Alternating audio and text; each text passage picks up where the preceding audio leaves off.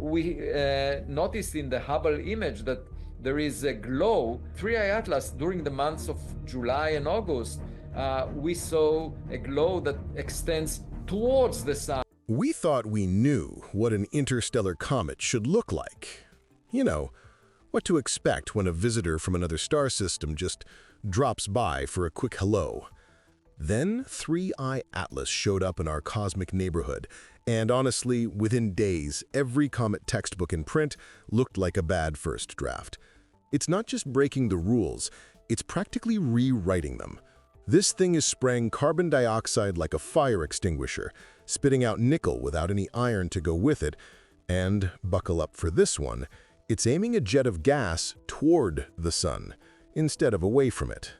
Which, if you know anything about comets, is just plain bizarre.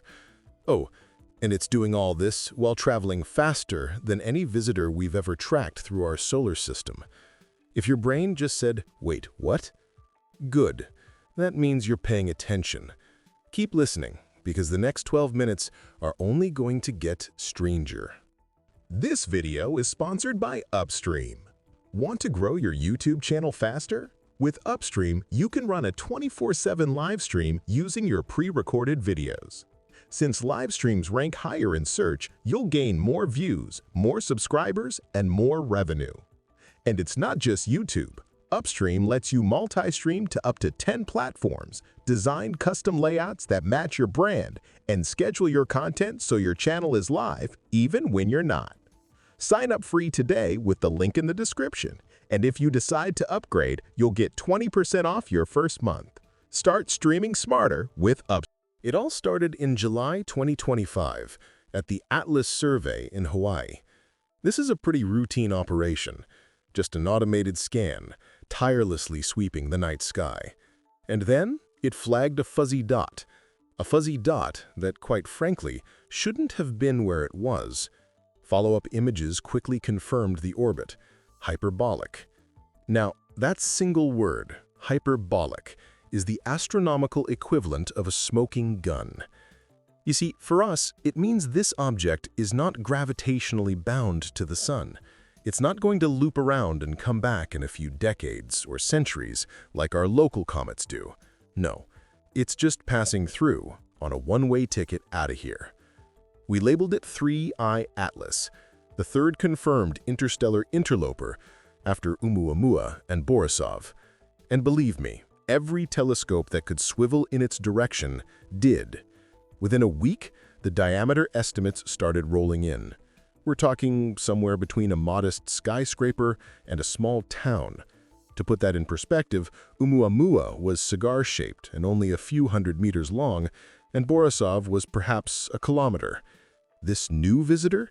It's potentially several kilometers across. Either way, it's far larger than the first two interstellar guests, and it's already inside Jupiter's orbit, meaning it's well on its way into the inner solar system. Translation: we have a narrow, very narrow window to watch a literal piece of another star system evaporate in real time. Talk about a cosmic deadline. No pressure, right? So what did we do? Cue the James Webb Space Telescope, swiveling its golden honeycomb toward the inbound target. This is where things really started to get weird. Infrared spectra dropped onto astronomers' desktops, and jaws followed. Hard. Now, normal comets, the ones born and raised in our own solar system, are essentially dirty snowballs. They're mostly water ice, peppered with dust and other frozen gases. Water usually dominates the outgassing once the comet gets within about 3 astronomical units of the Sun. That's roughly 3 times the distance from the Earth to the Sun, or about where Jupiter hangs out. But not 3i. Webb clocked an astonishing 129 kilograms of carbon dioxide spewing out every single second. To give you a sense of scale, that's about the weight of 2 average adult humans per second. And how much water? Only 6.6 kilograms. That's a CO2 to H2O ratio that's completely flipped on its head compared with every comet we've studied since 240 BCE when the first recorded comet observations were made. It's like finding a desert that's mostly made of ice and a polar ice cap that's mostly sand. It just doesn't make sense based on our current understanding. But wait, there's more.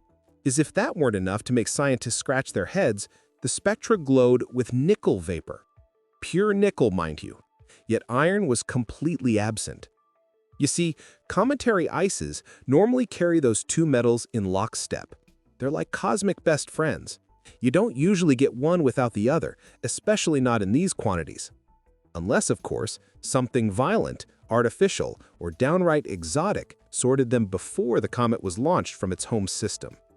Scientists are muttering words like fractionation and non-equilibrium chemistry, which are fancy ways of saying, we don't know why this is happening. But the simpler translation for us is, we've never seen this recipe before. It's a completely foreign ingredient list for a comet. Next, NASA's Swift Observatory swiveled its ultraviolet detectors toward the visitor. And what did it pick up? Hydroxyl radicals. Now, hydroxyl radicals are basically chemical evidence that water is breaking apart. The weird part? The comet was still 3 AU out. At that distance, any water ice on a typical comet should be hibernating under an insulating crust of dust, well protected from the sun's warmth. Instead, 3I behaves like a leaky faucet someone forgot to shut off, just steadily dripping water vapor into space when it really shouldn't be. Then comes the real jaw-drop moment, the one that makes you question everything you thought you knew about comets. Images started to reveal a narrow jet of gas and dust. Okay, comets have jets, that's not new. But this jet? It points sunward, toward the sun. Now, on a normal comet, solar radiation, pressure, and the solar wind sculpt tails that stream away from the sun, sometimes millions of kilometers long. That's basic comet physics 101. The material gets pushed away. But 3I? It flips the script entirely, firing a blowtorch of material ahead of its nucleus. If you tried to explain that with freshman physics, your professor would probably just stare at you. The theories are bouncing around like superballs in a small room.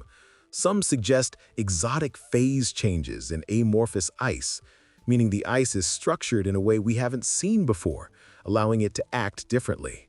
Others propose rotating jets precessing like a broken garden sprinkler, where the spinning object causes the jet to appear to point in an unusual direction due to its wobble. Whatever the cause, the comet refuses to act its age, or ours. It's just doing its own thing, completely ignoring our established rules of cometary behavior. As if the composition and behavior weren't enough to make us question reality, then we started looking closer at its path. Earth-based astrometric nets, which are basically super-precise tracking systems, tightened up the orbit, and what they found made a lot of scientists feel a sudden chill. The object's inbound track is tilted a mere 5 degrees to the plane of the planets. That's an alignment so incredibly precise that you could practically roll a marble down it without it falling off. Statistically, that happens about 0.005% of the time for a random interstellar rock just blundering into our solar system. Already feeling cosmic prickles? Wait, it gets even weirder. The incoming vector skims within 9 degrees of the patch of sky where the legendary WOW signal was heard in 1977. Now, for those unfamiliar, the WOW signal was a powerful, narrow-band radio signal detected by the Big Ear radio telescope at Ohio State University. It lasted for 72 seconds, came from the direction of the constellation Sagittarius, and was so striking that the astronomer monitoring the data simply wrote "WOW" on the printout. We've never found an explanation for it. It didn't come from Earth or any known natural phenomenon. It was just there. The pure coincidence odds of 3I Atlas's trajectory aligning so closely with that signal, about 6 in 1,000. Now, if you multiply those two tiny probabilities together, the orbital alignment and the WOW signal alignment, you land in lottery winner who was also struck by lightning territory. It's the kind of statistical anomaly that makes you sit up and take notice. Scientists, by nature, hate relying on coincidences, so eyebrows are definitely ascending. This is the kind of thing that keeps you up at night. This isn't just an interesting academic exercise anymore. It's a full-blown scientific scramble. Cue frantic proposal deadlines often measured in hours, not weeks. Directors' discretionary time, usually reserved for emergencies, is getting burned faster than a comet entering the atmosphere. The Hubble Space Telescope, never one to miss a good show, squeezed in 16 orbits of observation time. The Very Large Array, a massive radio observatory in New Mexico, is listening for any whisper at 8.4 gigahertz, just in case. So far, it's been radio silence, but the infrared fireworks from Webb keep pouring in. Teams are modeling grain sizes, finding that most of 3I's dust is under a micron across. That's incredibly fine, like cigarette smoke. This implies ultra-gentle ejection velocities, because if the material were being blasted out with force, those tiny grains would simply shatter. Meanwhile, thermal models are trying to figure out how a comet so far from the sun can afford to lose water at garden hose rates without completely bankrupting its internal energy budget. You see, sublimation takes energy, and if it's losing water that fast, it should be cooling down dramatically, or it needs some internal heat source we don't understand. Every answer we get seems to breed two new questions, leading to more grant proposals, and for a lot of dedicated researchers, even more sleepless nights. It's a testament to how utterly perplexing this object is. So, with all this weirdness, what are the scientists saying? Well, there are a few leading theories on the table, each with its own fascinating implications. Theory A. Perhaps 3I is a naturally carbon dioxide-rich planetesimal born in a distant star system where water simply never dominated the chemistry. Our solar system is pretty water-rich, but maybe its home nebula, the cloud of gas and dust it formed from, was irradiated early on. This intense radiation could have locked CO2 into amorphous ice, which is a disordered glass-like form of ice, while effectively kicking water out of the equation. So it's just naturally built differently. And the nickel without iron puzzle? That could be explained by a secondary processing episode. Imagine this comet making repeated close passes to its parent star, where the intense heat selectively vaporized iron before the comet was finally ejected into interstellar space. It's like a cosmic filter, removing one element but leaving the other. Theory B, fragmentation. This one suggests that a much bigger body shattered, perhaps relatively recently, exposing a fresh, volatile-rich interior just before it reached us. If this happened, the newly exposed surfaces full of these strange ices could explain the sudden surge of CO2 and the unusual outgassing. And those sunward jets? Maybe the main jet is actually spinning like an off-kilter fireworks wheel. As the comet rotates, the jet appears to point in different directions, and from our perspective, at certain times, it could look like it's pointing toward the sun. It's a clever way to explain the peculiar behavior without invoking entirely new physics. Theory C. And then there's the crowd favorite online, the one that sparks endless discussions in comment sections. 3I is technological debris, an alien artifact. Think about it. Rocket engines belch CO2 as exhaust. They can also leave nickel-rich residue from the combustion of metal alloys, which are often high in nickel content. And that trajectory alignment with the wow signal? Well, for some, that's not a coincidence at all. It's a cosmic breadcrumb trail, a deliberate signal, or perhaps even just an exhaust plume from a past maneuver. Harvard's Avi Loeb, a prominent astrophysicist, places it at level 2 on his technological origin likelihood scale. That's moderate, not wild, but definitely not zero either. He's not saying it is aliens, but he's saying we shouldn't dismiss the possibility out of hand. Of course, scientists, being scientists, will politely nod, then go back to demanding extraordinary evidence for an extraordinary claim. And that's how it should be. Why does all this matter so much? Because every single measurement we miss is gone forever. Hyperbolic orbits don't do return engagements. This isn't Halley's Comet coming back every 75 years for another look. Once 3I Atlas leaves our solar system, it's gone, likely for billions of years, if ever to be seen again. Each spectrum, each photon, each tiny bit of data we collect now is a page from someone else's encyclopedia of planet formation. It's a direct window into the chemical and physical conditions of another star system. If 3I's carbon dioxide dominance is normal beyond the Sun, then our solar system's water-rich comets, the ones we've always considered typical, may actually be the oddballs. That would imply that Earth's oceans, and perhaps even the conditions necessary for life as we know it, were a lucky, perhaps even rare spin of the cosmic wheel. If nickel fractionation, that weird separation of nickel and iron, turns out to be a natural process in other systems, then planetary cores across the galaxy might be growing and evolving differently than our current models predict.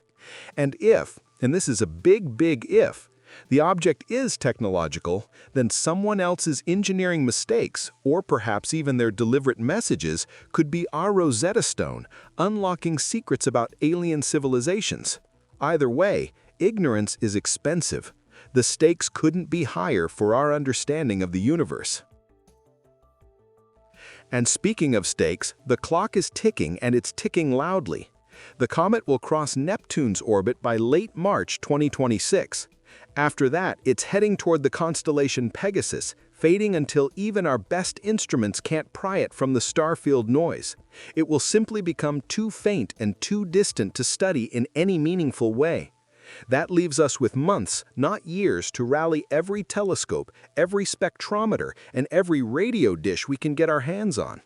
Observers are already requesting lunar occultation windows. You see, an occultation happens when one celestial body passes in front of another, blocking its light.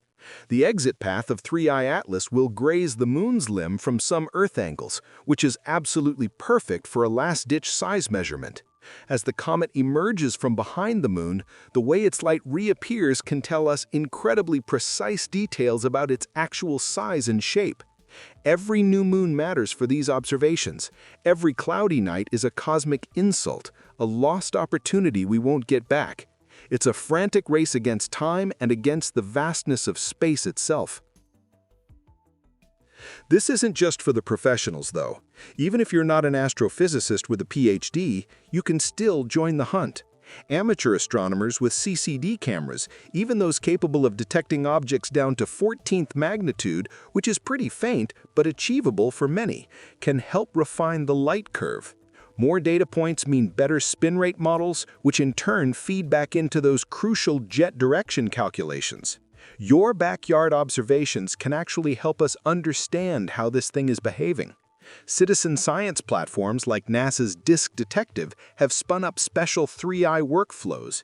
You can upload your .fits files, that's a standard astronomical image format, and professionals will fold them into nightly shape models of the comet. It's a truly collaborative effort. And if you don't own a telescope, you can still listen. The SETI Institute has released open-source code designed to sift through wideband radio data for narrowband spikes. Download it, hit run, and maybe, just maybe, your laptop will be the one that hears a ping. Imagine that. Your home computer making a potentially groundbreaking discovery. So what's next on the agenda for this interstellar enigma?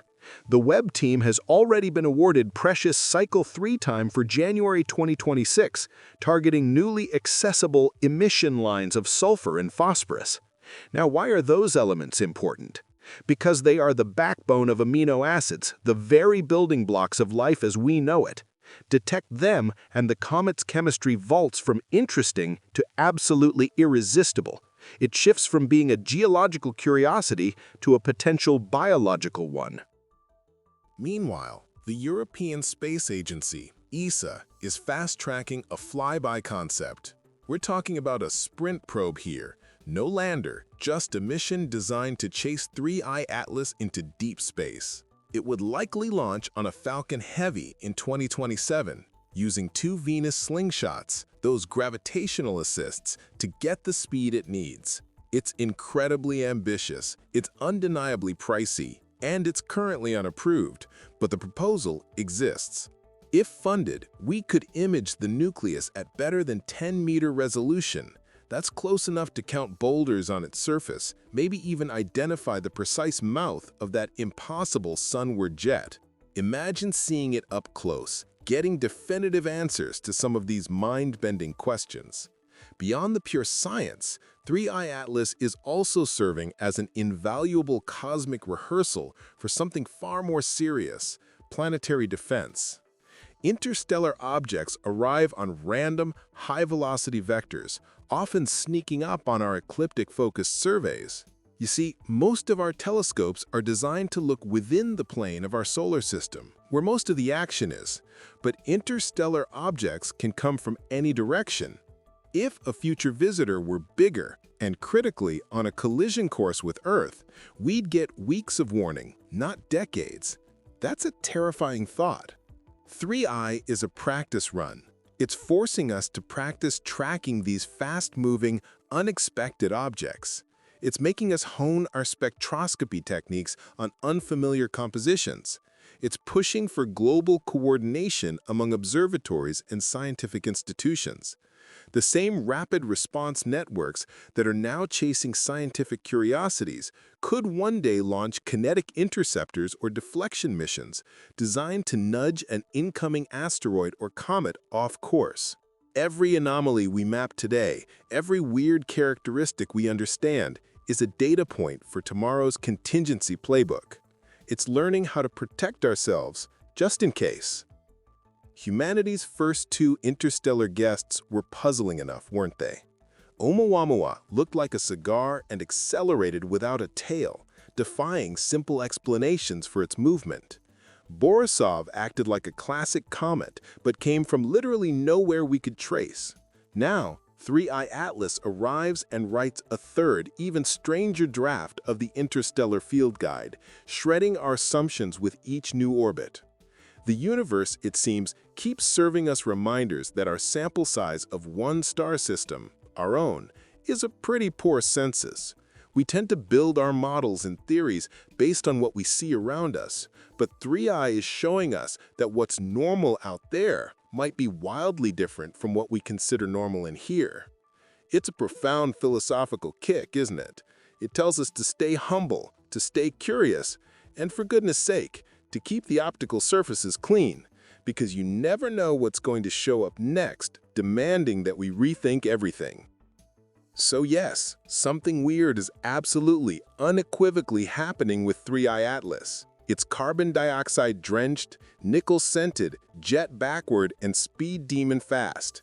Scientists are racing the clock, theories are colliding, and every new image, every fresh data point writes another line in the growing ledger of cosmic humility. We may solve it in the next 6 months and finally understand its true nature. Or we may spend decades wondering, puzzling over this strange visitor from beyond. Either way, the clock is ticking, the comet is fleeing, and the next discovery could rewrite the textbooks again. What do you think is going on? Drop your wildest or most reasoned theory below. A natural CO2 snowball, an alien rocket stage, or something even weirder the mainstream hasn't coined yet? Smash that like button, share the video with your favorite physics teacher, and make sure to subscribe and ring that bell for the moment we get the next jaw-dropping spectrum. The universe is talking. Let's keep listening, together.